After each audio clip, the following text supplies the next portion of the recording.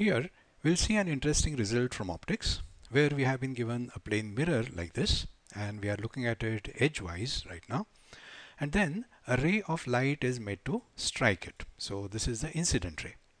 Of course this ray will get reflected, but to precisely predict what happens next, we need to draw a normal to the mirror at the point of incidence like this.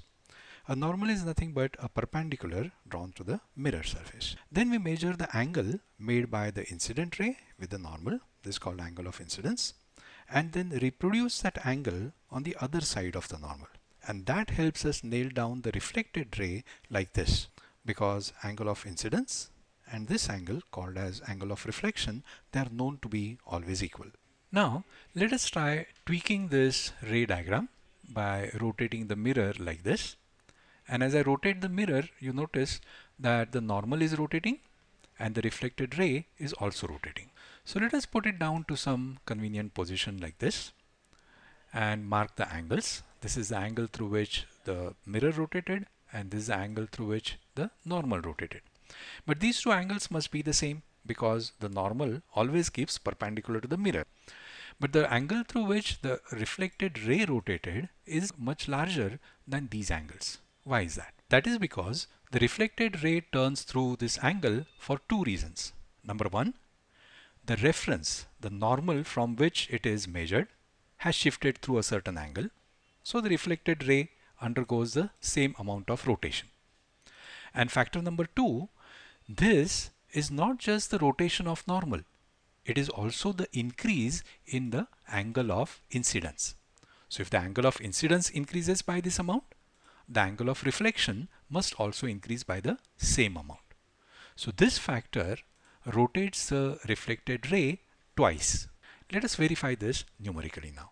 Let us put a protractor like this for reference so we can measure the angles and then connect the mirror to it with a pivot like this. So the protractor can remain fixed while the mirror would be free to rotate. And as the mirror rotates, we can measure this angle and we can also observe the angle through which the reflected ray is turning through. So let us mark the initial position of the reflected ray over here and then turn the mirror through say 10 degrees like this, and you would observe the reflected ray has turned through 10 plus 10, 20 degrees. That is twice as expected. Let us give one more rotation, say 15 degrees this time, and then you would notice the reflected ray has turned through 1, 2, 3, 30 degrees. So again, twice the rotation of the mirror. Now this is an interesting result, but what's the use of this? Well, in olden days when they wanted to measure very small rotations, they used to attach a flat mirror, a tiny flat mirror to the object that was rotating. Then a ray of light was made to shine on it and the reflected ray turned through twice that rotation. So it was easier to measure it because it got magnified 2 times.